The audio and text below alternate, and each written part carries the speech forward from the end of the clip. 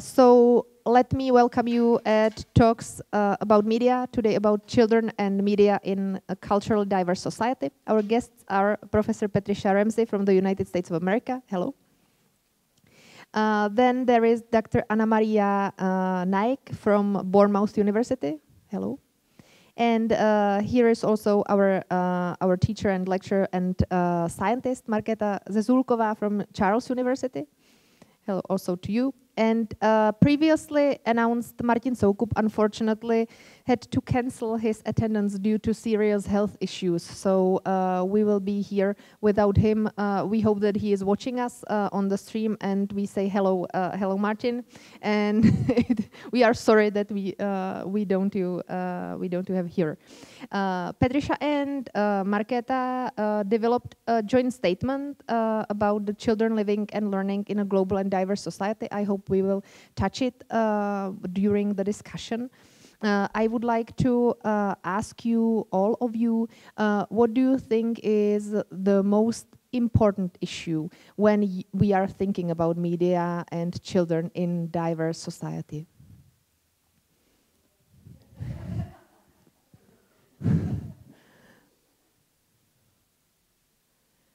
It should be working, yeah. Can you hear me? Does this? Yes. Okay. Wow. It's hard to single out one issue that's the most important, because there's so many things that children are dealing with in our world today. The media is part of it. The changing society, the diversity in our society, the fact that now there's also a rise in more negative feelings across different groups. And I think that that's, you know, it's a very complex world that our children are growing up in. I would say that I feel that the most important issue is one of power. When we talk about different groups of people, we often are talking about people who have more power than others. And so the people with power get to make decisions that affect the people who have less power. And of course, I'm speaking mostly from the context of the United States, but it's well established in the United States, and I think in lots of other places as well, that the children growing up in situations where their group or parents or community does not have much power, where they're the targets of discrimination, they're disadvantaged economically, have a much more compromised future than children who are growing up more affluent and with more power. And how to overcome these differences, these inequities, I think is a huge challenge. And I sort of feel like that is the base of a lot of the work that we're doing. It expresses itself in the media. It also expresses itself throughout our social dynamics and social interactions. So. Okay, thank you very much. ANNAMARIA?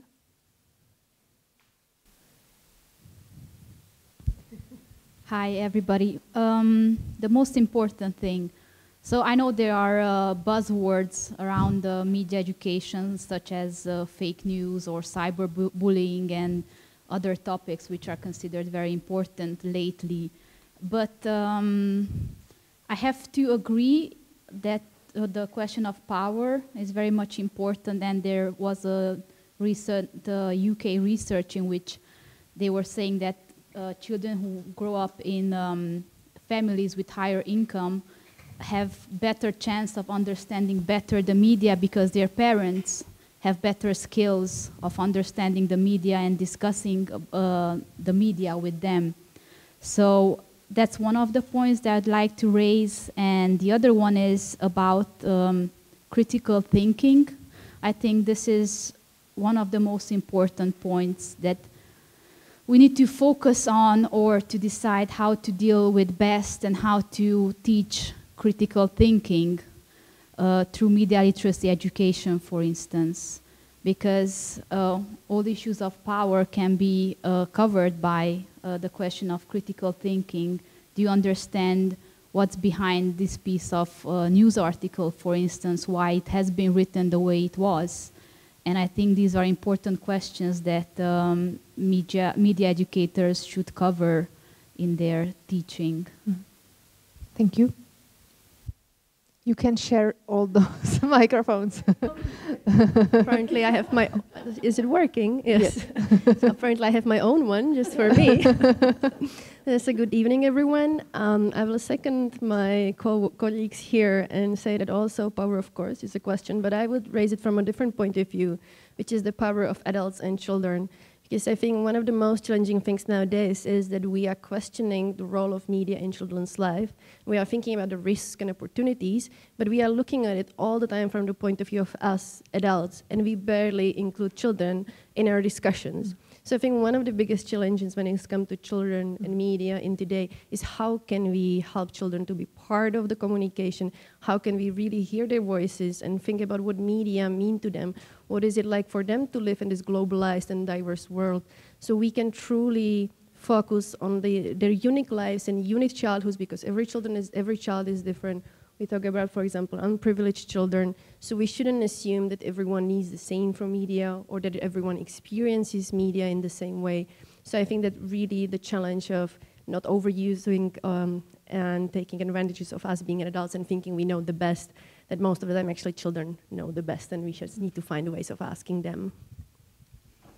It is an interesting issue, both the issue of power and a kind of disadvantage children do have when it comes to power, because adults really have more power than children in the end. But can we somehow work on it actively? Not just saying things like we should incorporate children into the decisions. Are there some tools we can, for example, incorporate into the education system?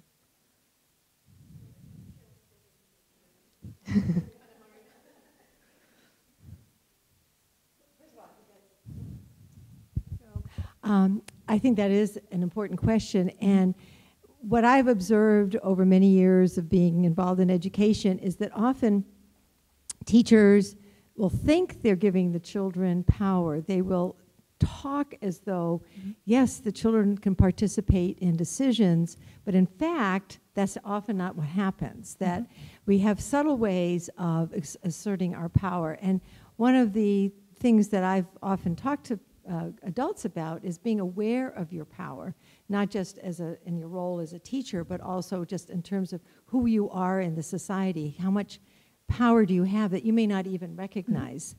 So I think what really has to happen is that teachers have to genuinely want to hear children's voices and do everything they can to try to help the children express themselves, and that's where actually the social media can be very helpful.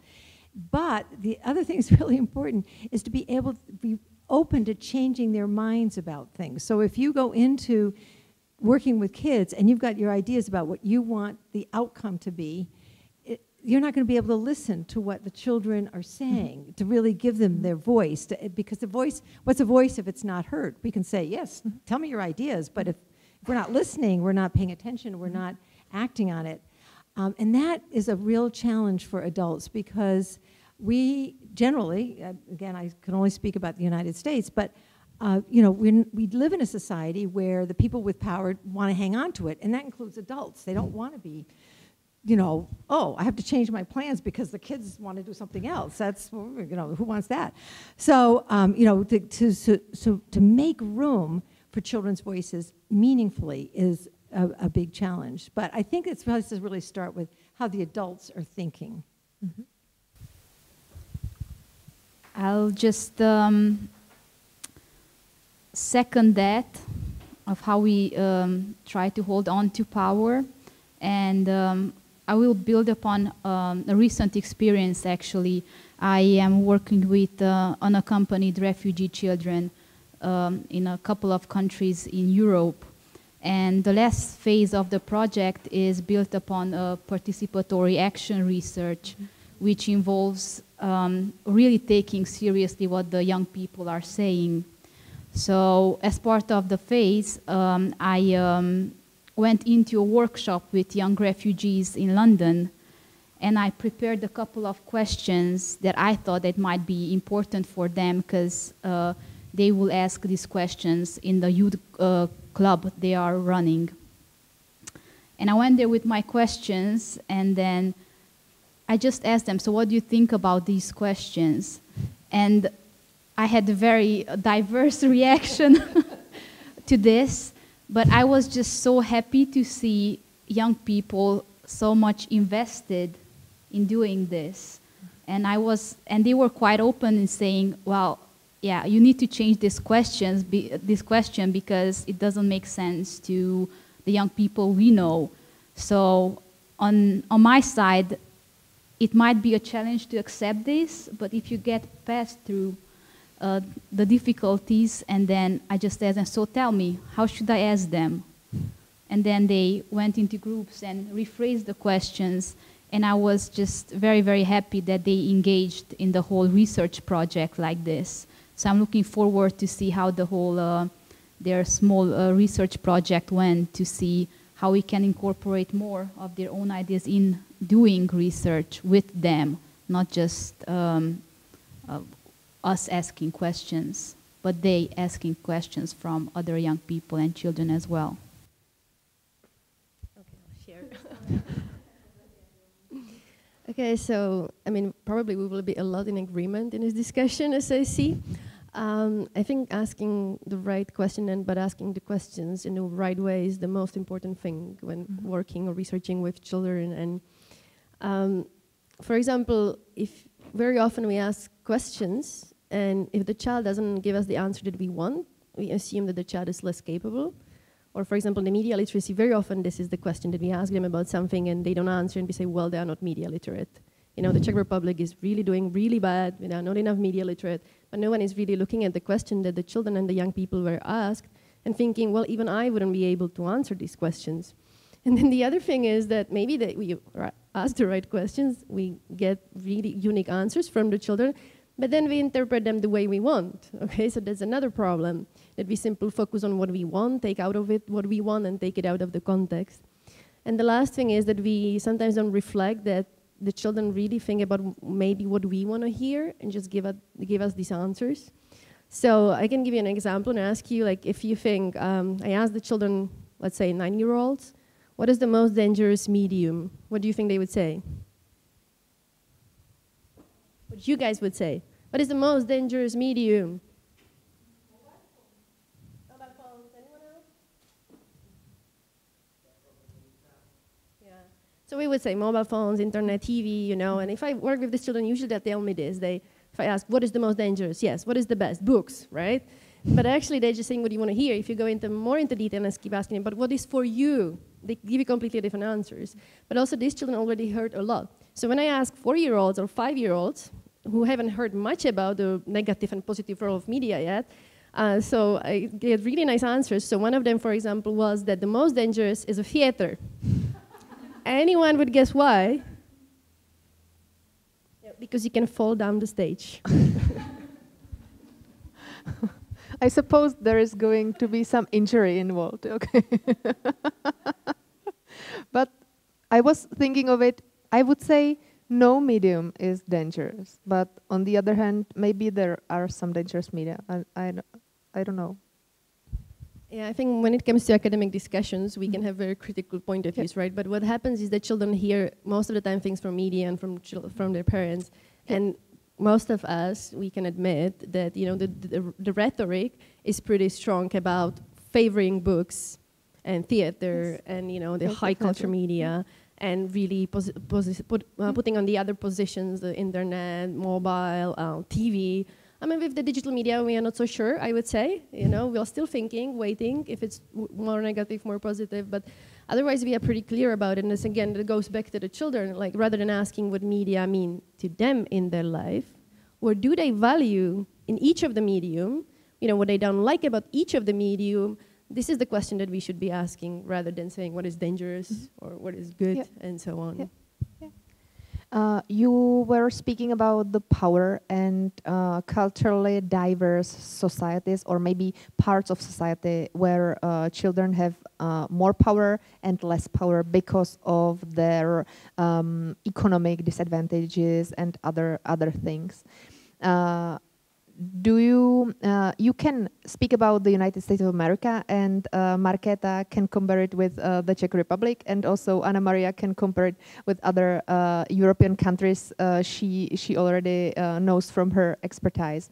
So how is it in the United States of America when it comes to the economic disadvantages and also the understanding of media because of those or due to those disadvantages?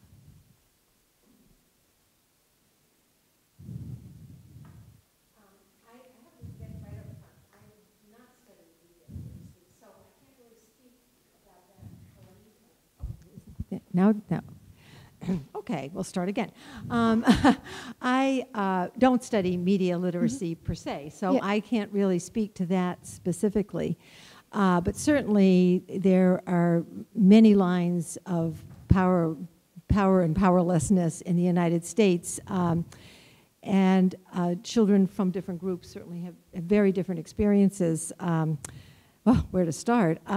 We have certainly large economic differences, and that is reflected in every aspect of children's lives. One of the things in the United States that may be less true in Europe is that education is paid for by local communities. There is some funding from the federal government, some funding from the state government, but local communities support that education, and they support education through property taxes. Does everybody know what property tax is? That's what people pay to the state based on the value of the place that they own, if they own someplace. What that means is that poor communities have way less money available for education than wealthy communities. And so really it's a totally different educational world. If you go to a school in an affluent community, you'll see all the latest stuff. The labs are great. They have, you know, computers for every child. And if you go to a classroom in a very poor community, the ceilings are falling down, the bathrooms don't work, they don't have enough textbooks for kids. So there's a huge difference in the education, which I think in most European countries you don't have to deal with because the money and the educational program is also from the federal government. So that is something that where I think we've aggravated in the United States the economic disadvantage that children, advantages and disadvantages that children experience. Race is a huge issue in the United States. We have a history of first genocide of the native people who lived there, and then slavery, which has really left an indelible mark on our country. And you know, when Obama was elected, everybody thought, oh, we're post-racial, we've overcome all our prejudice, but that's absolutely not the case. And all you have to do is look at the rise in white supremacist groups and the results after Obama was elected to realize that racism is alive and well in the United States. And of course, race and economics often go very hand in hand. The racial divide and the economic divides are often very similar. So it's not to say that children can't overcome these issues, and you know that. But they do say, and do you know what a zip code is? It's like a postal code. That often, in what people say in the United States, is that your zip code determines your future. Because where you live, that would be how affluent your community is, what's the racial makeup of your community, that really determines your future. Now, it's not completely hopeless. There are certainly lots of people working very hard to make that not the case, but that is certainly, you know, our painful experience. And unfortunately, I would say right now we're going backwards in terms of trying to equalize educational opportunities and other and income in the United States. We won't go into that. I'm sure you know all too well what's going on in the United States. Can I just add one question? And do you think that the digital divide based on the income deepens the situation? That, because I don't study media education, I'm not sure, but certainly, who was saying that the middle class parents have more knowledge and can share things. You know, like everywhere, everybody, regardless of income, I often volunteer at a homeless shelter. They all have phones. You know, everybody has a phone, even people who don't have homes. But how that's used, the access they have, I think would definitely be different. And the other thing about the media, and we're kind of getting into another whole area here, but it's also how people are represented on the media. And there is obviously a lot of often very negative stereotypes about people from certain groups that are very present on the media. So it's not just how well you understand the media, it's also how your group is being represented and how that affects the way you think about yourself as well as other members of your community and the other. And there's quite a lot of studies that have been done about how people internalize those perceptions. Thank you. So just to go back to the digital divide question here, recent research shows that actually it's not about owning smartphones or not owning, because most people do own smartphones. It's how they use the smartphones and for what. But so I am working with refugee kids, and what you were saying about the zip code, it's something similar to what the difference between what countries can offer to refugee children who come here without parents. So I did my field work in the Netherlands, Sweden, Italy and the UK, and there was a huge difference with what children would be getting in Sweden, for instance. So each refugee kid I met got an iPad or a laptop given to them from the local school, while in Italy they had problems in paying a €10 monthly fee for their smartphones. So we usually say that it's not about owning something, but in this case it's very specific, because I could see that the young people skills, in digital skills, were better in Sweden because they had access to Apple TVs, for instance, in the centers they were living in, which was a huge difference to how young refugee children live in the UK as well. So that's a major question of the digital divide. And also in the case of migration, it was interesting. I don't know if it was the case in the Czech Republic, but the fact that migrants would own a phone made a huge deal, as if people were saying, okay, we don't need to help them because they own a mobile phone. So interestingly enough, the smartphone became like a sort of sign of somebody, whether somebody is a deserving migrant or not. But if we think about it, who would go on a trip wherever to the next village, not to another country miles away, without their phones? So this was the case with the refugee children as well. Yeah. Should I, or you want another question? I would like to know about the perspective in the Czech Republic, even though we are discussing it. I would like to make it public. Oh, okay.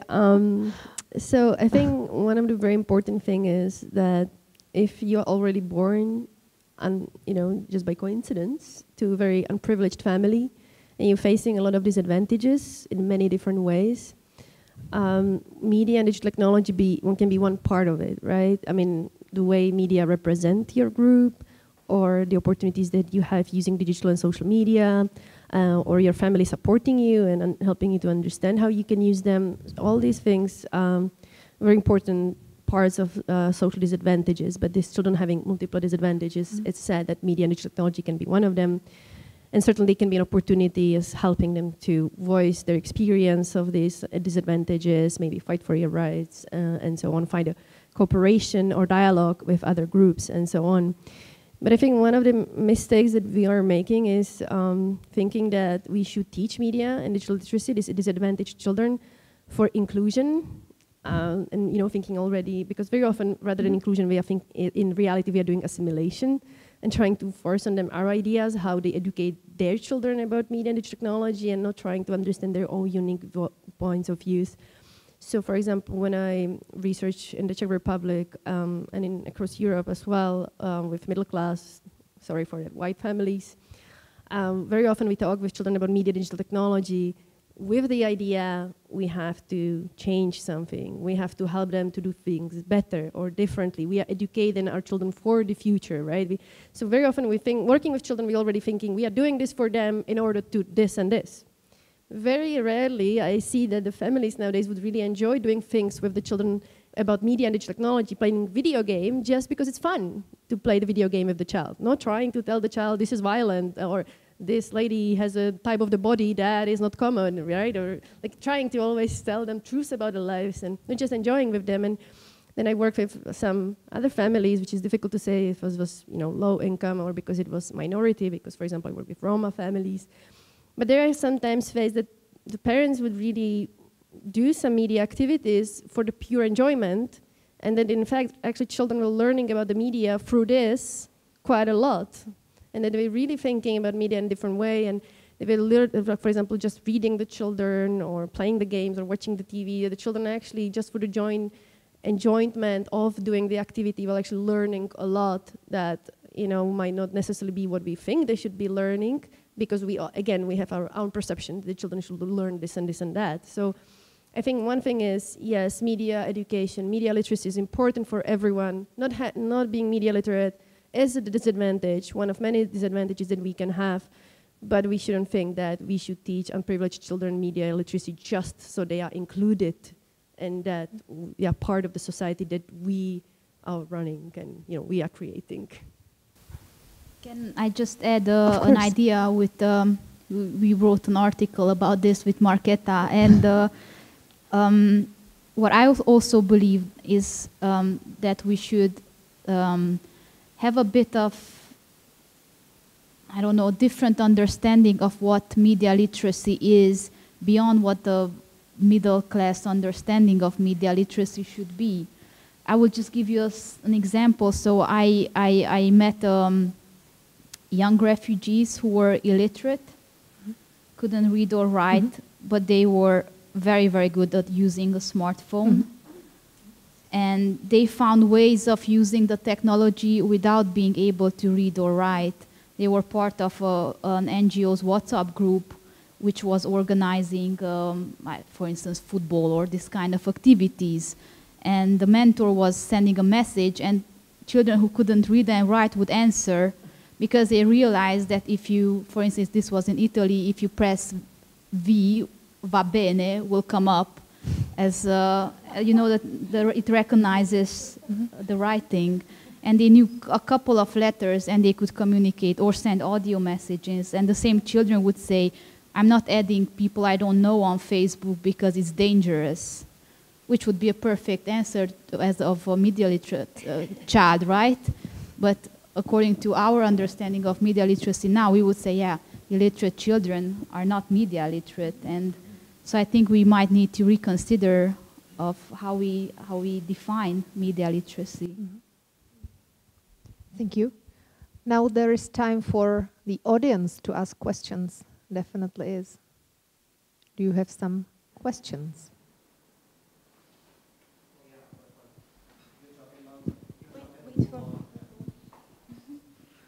No one would hear you on stream, so.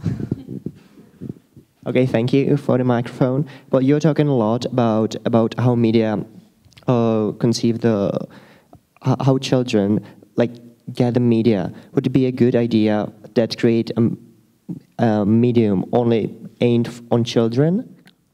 Like media that aims only on children, that is only and only for children, and there would be no space for adults, just someone telling the information to the kids.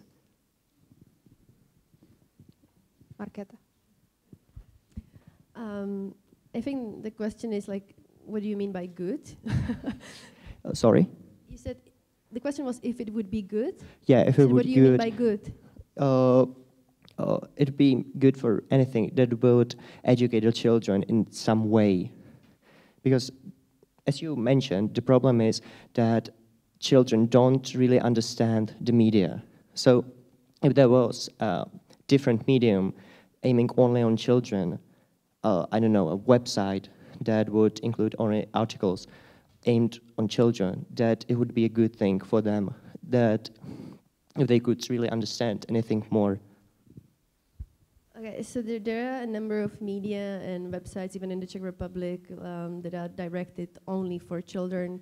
And one of the most important things about this media is also that they are trying, sometimes it's not just media produced for children, what is most important is that it's media produced by children as well. Okay, so let's just forget that also children producing media for children is very important. But honestly, I would say that most of the time I would consider medium only for children, or the whole channel or the whole website's only for the children. That is the most useful for their parents and the adults, who they don't have to worry afterwards about what the children, what content they are using, right, or what is. But for the child itself, yes, it can be safe space, it can be beneficial, they can learn safely about media in their space, but I also think that experience is not something that the children should be spared, and that it doesn't make sense to censorship so much what children consume. Of course, please don't, now everyone will hate me and say, she just said, but... it will be perfect quotation. I know. But I think one of the important things is really to think about, okay, we adults produce this media for children, and we think that this is what they want, that this is what they like. But then what you really want to know what children like to talk about and do, go and watch YouTubers and see the comments on the YouTubers, or look what children produce media and discuss media between themselves. Look at their WhatsApp groups, and you'll see that, well, probably it's not anything that you would consider. And then you would say, well, but this is not educational, or this is not what I want. But again, why should we always decide what the children should learn about media and technology? You know, sometimes looking at what they are learning themselves, and peer-to-peer learning in media is the most influential, powerful. So I think, yes, for me, I like media that are children to children. Thank you. And I, as a non-media literacy person, I guess I would also comment that at least the media for children that I'm familiar with, it is very much adult-oriented, and it sort of has certain agendas. The other thing is that children from different groups, so with different cultural experiences, different life experiences, are going to have very different stories to tell, and to find a way, and here's where my lack of knowledge about media literacy is kind of getting in my way here, but to find a way to provide that sort of space where it's truly open-ended, not just, well, here's what adults think that children will want to do.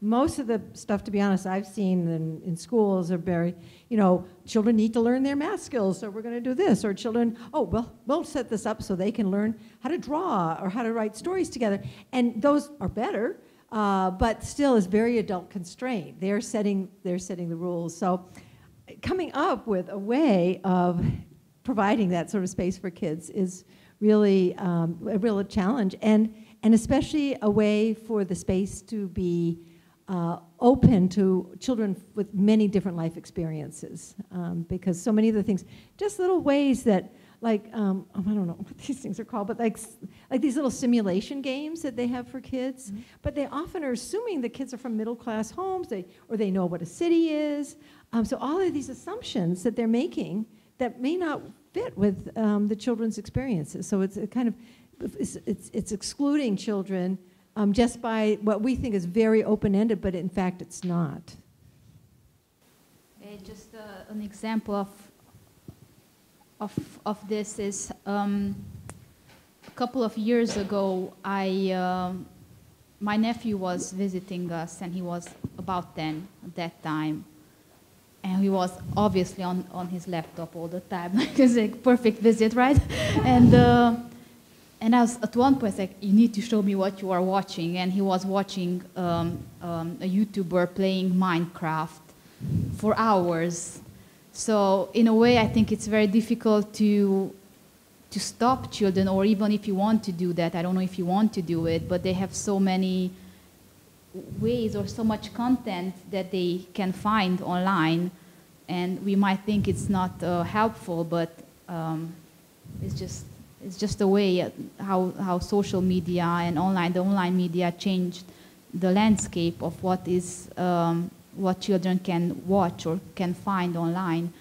One might argue that we need to see what the YouTubers are doing, because we have heard of cases of when, I don't want to bring up examples that could be dangerous to children, but they're out there, so it's a difficult question. Thank you. Yes, we have other questions in public. I think, Adela, just the gentleman behind you was the first. Thank you very much. Thanks very much for that expose. And I really also reckon that media competence is very much important in our society. I come also from a society where media is so exposed. And my question would be, how do we calibrate or how do we really regulate young or the children in such a society where consumption or the consuming or to consume something is so exposed? I guess we as tutors, we as parents, we are not a role model. So when we base the focus only to make children be critical thinker, we as parents, we should be the role model because in our own concern, the way we utilize media and the way we consume it, it's so inelastic that children themselves cannot understand that. So my question is, how do you control a young person or a child not to use media when you constantly use that every day? Thank you.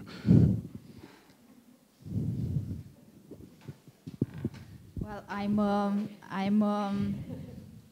not in favor of stopping children using media.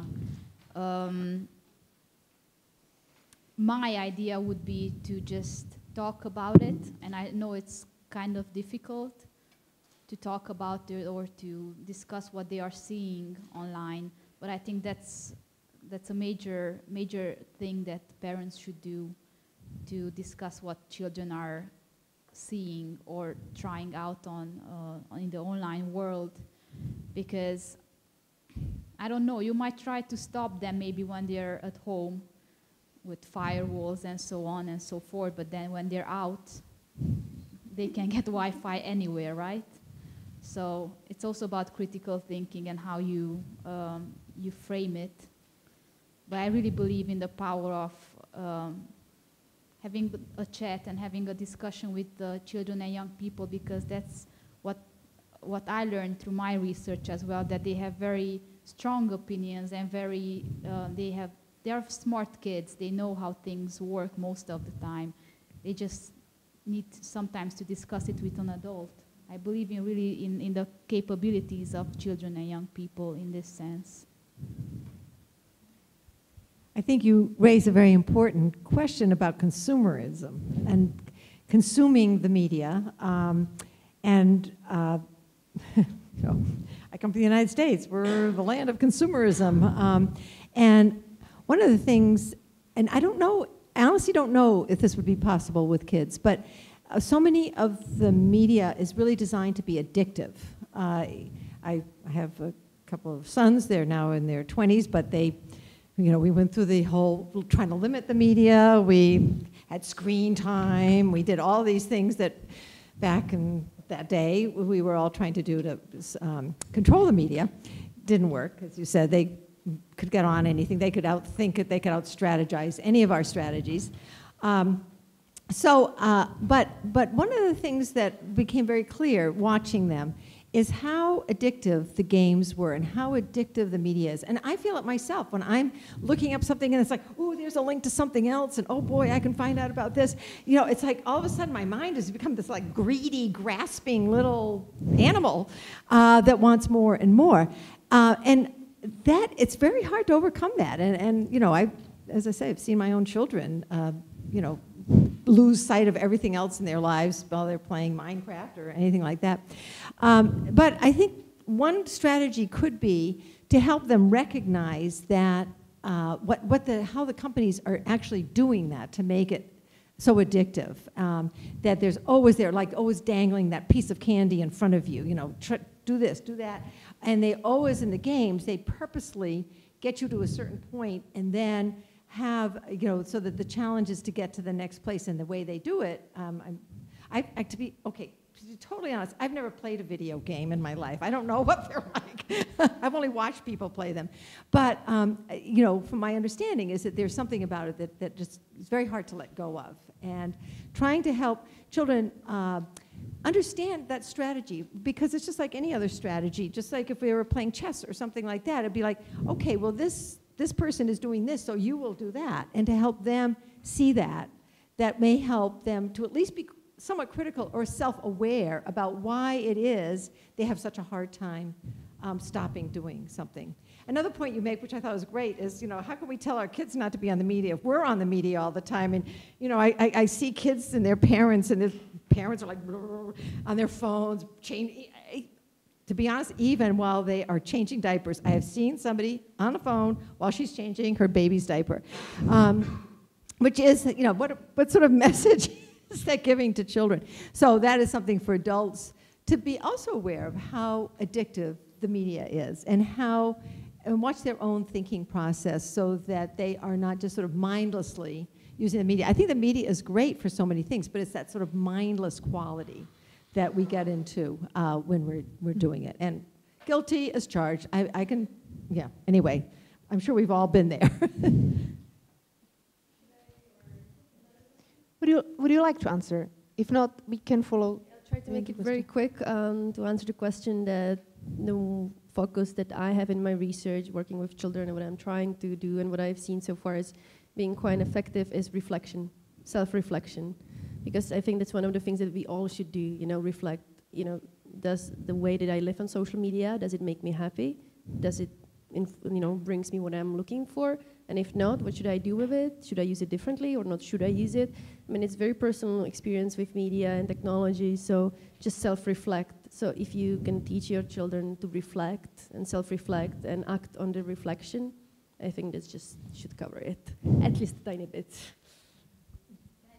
To this, I just wanted to say that how these unaccompanied children, they were so self-aware when I asked them, so how much time do you spend on your phone? They would say, wow, way too much.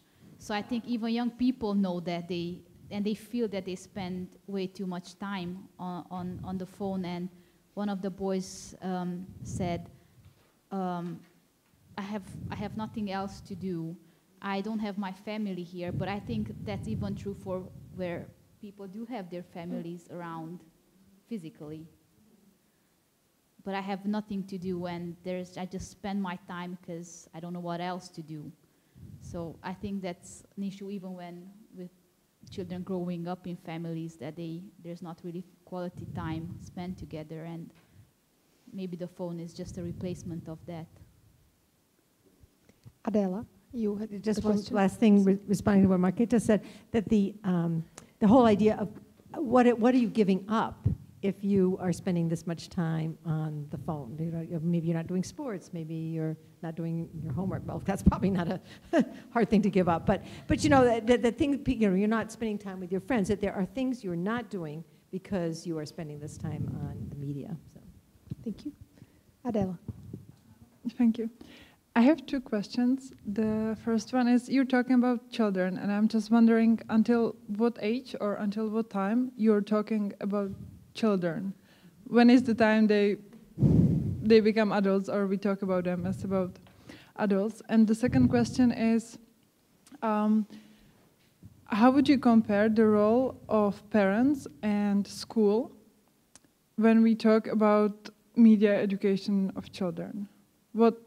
I don't want to ask what is or who is the most important, if it's the school or if it's the family, if it's the parents, but what is the role of them? What is the difference in the roles? Thank you.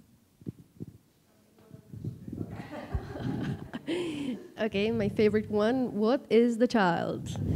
Okay, so, by the United Nations, the Conventions on the Child Rights, the child is anyone under 18 years old. But, we would argue that that's probably not a correct understanding how we view the children. But in many ways, child is a new concept. Before the child, for example, before the 19th century, the child would be anyone who is dependent on their parents. So when we find financially dependent, you still the child, and so on. So nowadays what happened is that most of the time the child is a construct. What do we feel is a child? What do we think about the children and the childhood? However, thanks to the psychological developmental psychology, we also have some ideas that through some ages the children are growing up and so on. So what I want to say is it's basically very up to you what do you define as the child and the children. But what I do in my research is I have one particular reason with what children I work, what ages I focus on. And I apologize, children, that I will say it now, but most of the time I focus anything up to 10 years old, because these children share the most with me, and they are very open, and they don't have, they don't really challenge me so much, and they're very friendly and very nice to work with. And when they're getting a bit more in teenage years, I just struggle with it. So when in my research, children are usually by 10. The 10, but of course we can argue age is not a determinant, okay? Usually also when the literature, when we do the differentiation within the literature, usually people who are older than 12 years are young adults, and there is literature for young adults. I have a bit of a, different answer to that perhaps. So, because I really feel strongly about it. So when it comes to unaccompanied refugee children, they are children below the age of 18, because someone decided that the age of 18 should be, I don't know, a stepping stone to become an adult, which makes it very, very hard, because until 18 you get a lot of support, well, depending on the country, from the state, and on the day you turn 18, you need to move out of an accommodation center, find a job, find a place to stay, become an independent adult. And I really struggle to understand how can we really do that? Is it really possible? Do you, from 17, out in one day, will you become an adult? So I agree. We know it's a social construct, but it's also a legal one, and you cannot do anything about it. And we know that. You probably read in the newspapers when the refugees are claiming yes, of course, they are checking their age, and there are many different ways of checking age, like bones and teeth and things like this, whether you're a child or a grown-up. Can I just say, yeah, I mean, the legal one is a very important one, and thank you for bringing it up, because I think it actually again goes to the construct, like you say, why we decided that 18 is the age, right? So I think that's what the construct is. We decided it's 18, so you are prepared to be adult and to vote and to take care of yourself when you are 18. But you can be prepared when you are 15, and you don't have to be prepared when you are 30, right? So I think that's what I meant by construct. Yeah, it is 18, but why? Yeah, and I think one of the things that we have to recognize is that not so long ago, children were working in factories at the age of 6. They were having babies, right, and they still, right, and they, in some places they still are. Routinely, young women started giving birth at 14. That was the age when young women were married, and again, that is still the case in some places. So again, it's a really construct, and it's very culturally oriented. The other thing about, in terms of neuroscience, when is the brain fully mature? Now there's a whole, in the developmental theories, there's a whole new phase called emerging adulthood, which is in the early 20s, because the frontal lobes really are not fully developed until the mid-20s. So you really got, so there's this longer, and it's very interesting because now childhood is longer and longer and longer. It used to be at 18, you were, in some societies, 18 would be, a full adult. But now we're saying, oh, well, actually it's not till 25 or maybe even 30 that people are really mature. So, that whole biological maturity, and then the legal construct, and then highly individualistic. Some children seem to be mature a lot more quickly, have judgment at a much earlier age, and others tend to never get it. The other question that I thought was interesting was your question about parents and teachers. I feel it's like you've got two different systems going. With the parents, you have a long, assuming there's not some disruption, and sometimes there is, but you have a long-term relationship, a long, intimate relationship that covers many stages and ages of children, and presumably is lifelong. Again, that isn't always the case, like in foster care, or those relationships end at 18. But so you have this long-term relationship, and then with teachers, you have a very intense, short-term, year-by-year relationship. And ideally, teachers create a community in their classrooms, which is the same age community. But that community is, full. It's a very rich community, lots of interactions, lots of stuff going on. And the teacher is sort of hopefully managing and supporting that community in a good way, so that that's a very intense short-term relationship, and then the parents are long-term. And they really complement each other. The advantage of the classroom is the children are hearing lots of different opinions from lots of different people. And the advantage of parenting is they're probably getting a more consistent message over time. But they play a different role. So I'd have a hard time saying which is the most important. Obviously, children without parents, as I'm sure you're seeing with your refugee group, that's a very difficult situation. But also children who don't have the advantage of going to school, that's also a deprivation. Many other questions? Are there any other questions? I'm sorry. Yes. Hi. I just want to continue with this question about the age group or maybe generation gap, because I believe that you all three talk about your generation. I'm 29, so I'm also different from this generation. And I think, Markéta, you talk about responsibility and like the judgment that I need to teach the children. But I think maybe also, Patricia, you talk about it's a problem of culture. I think media is one of the field that can be consumed by globalism. So maybe it's a world or like a generation gap problem that everyone can be deal with, and not really culture, because I think many of states can involve with this problem.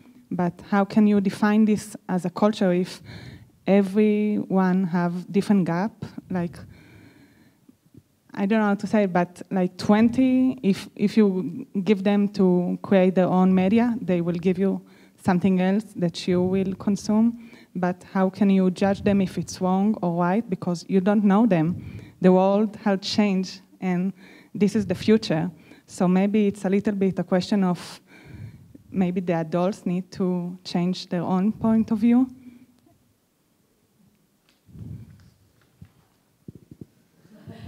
No one wants this question. I think at the end it comes down to diversity that we have in our, it can be cultural or it can be generational. It can be just that I have different opinion than your different experiences. So I think at the end it just really comes to understanding, respecting other views, respecting other experiences, learning from each other, children learning from adults, adults learning from children, us learning, exchanging knowledge. I think it's just really being humble and reflecting and knowing that probably my opinion, it's not a question of true or lie or this is correct, this is wrong. It's just there are multiple ways and just kind of respecting that and learning about it. And I know when it comes to children and media, this is difficult, and there are many reasons why we shouldn't do it. We should, try to kind of help them and stuff like that. But I do think that even intergenerational things, it might be diversity, and right now the children, we call them the digital natives, and they know all these things, and but honestly now they are growing up in the world where there will virtual media and all these things that they will be new for them, and other things that will be coming up that we don't have any idea right now. And when these children are 80, they will think that they don't understand the world that they are growing up. So it's just natural that we don't understand. So maybe just knowing that this is going to happen, that I will not understand this world and I will not know what to do with it, and that there are people around who know and I can ask them and share with them and cooperate with them and we can help each other. I think that's probably the way towards it. I don't know. I'm not quite sure I completely understood your question.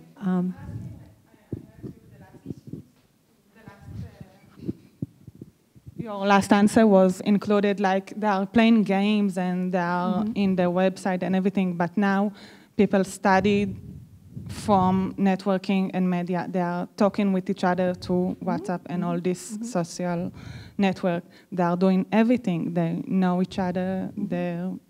So maybe the role of media has changed, and the judgment for the adults need to be changed also.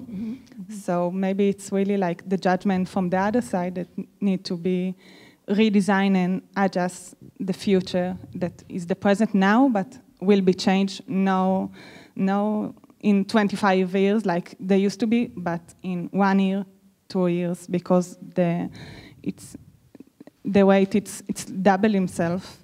So I think that's a good point, that the media is changing so quickly that by the time you've finished a study on children's ideas about the media has changed yet again. So we might be looking at how children play games, but then there's a whole new media reality. So one thing is the rapidity of change is a very big factor.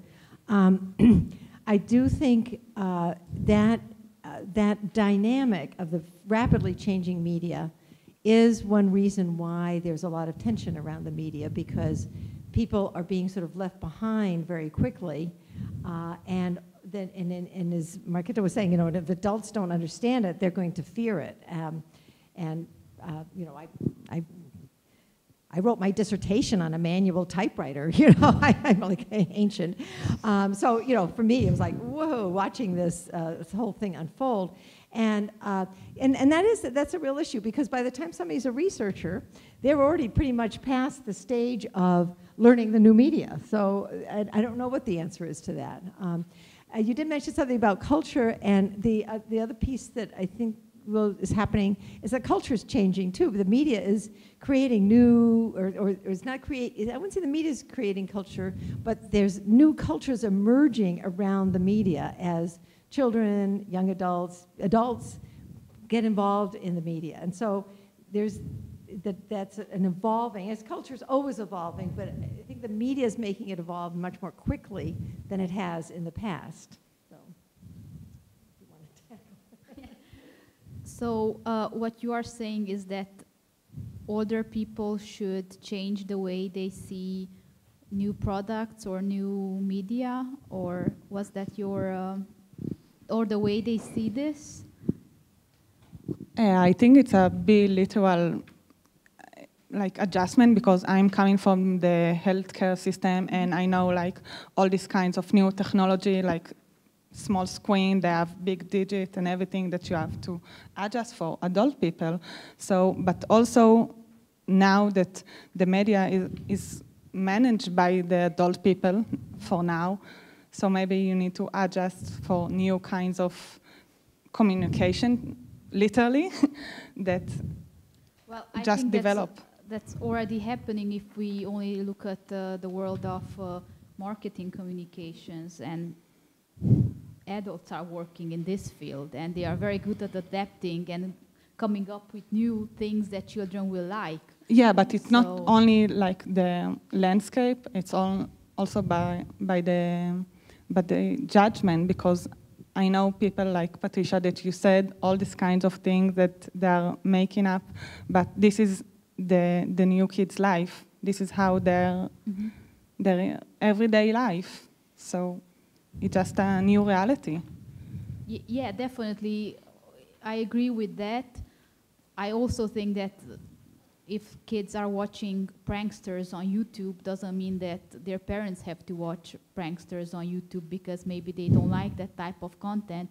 At the same time, it's important that they know what their children are watching to be able to discuss about it. So, but I guess it was a bit like with us growing up. I'm sure our parents weren't watching the same content in television or teenager magazines that we were reading at that point. But I am trying to be positive about it and really believe that there are some values that don't really change with time. So even there are different products out there or media, I think that there are some issues that or values that don't change that much. One thing I hope I made clear was that my desire or my advocacy is for children being aware of what they're doing and what they're watching and how it is, what role it's playing in their life. And that, I think would cross all different types of media. I don't think that that's something that's just unique to one particular thing. I use the games as an example. That's something I happen to be more familiar with. But that awareness of how much time you're spending and what the quality of that time is, and how it is that you always want to, be on a particular platform, media platform, that's sort of mindfulness, I think, is important regardless of the type of media that it is. But we may disagree about that. If I can share my own experience, since I'm a mother of twins and they are 8 years old, I love to play, I love to watch movies, and I always did. And it is great to have children, so you can do it legally even if you are grown up.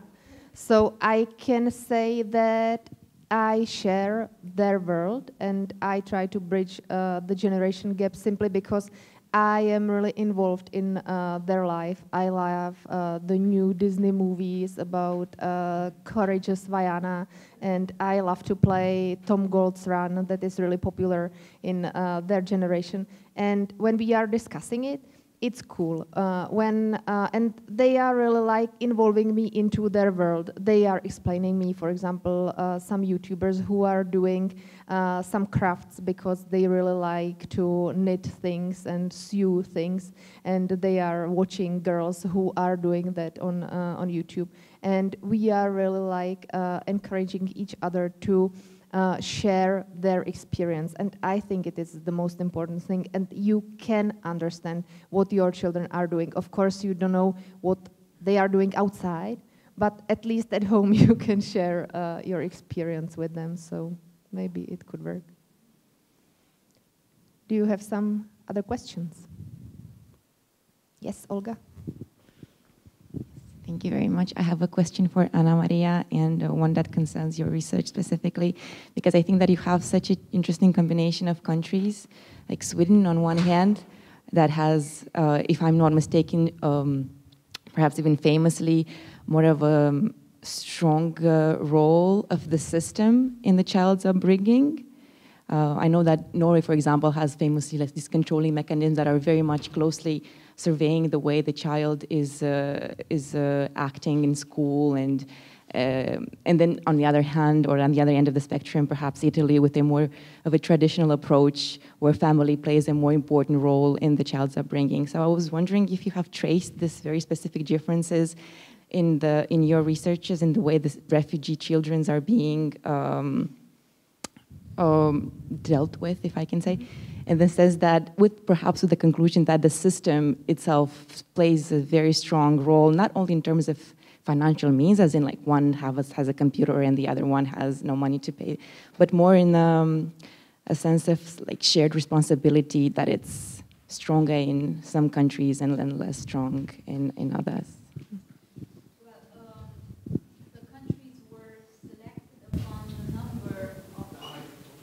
So the children were selected based on the number of unaccompanied minor asylum seekers. So this is a 2-year project, and I had just limited time. So these were the 3 countries in 2016 that had the most unaccompanied refugee asylum seekers. So it wasn't based on the type of education or what kind of provisions the countries give. It was based only on the number of children being in the country, which probably now it's not the same because Germany has a lot of refugees and that has changed.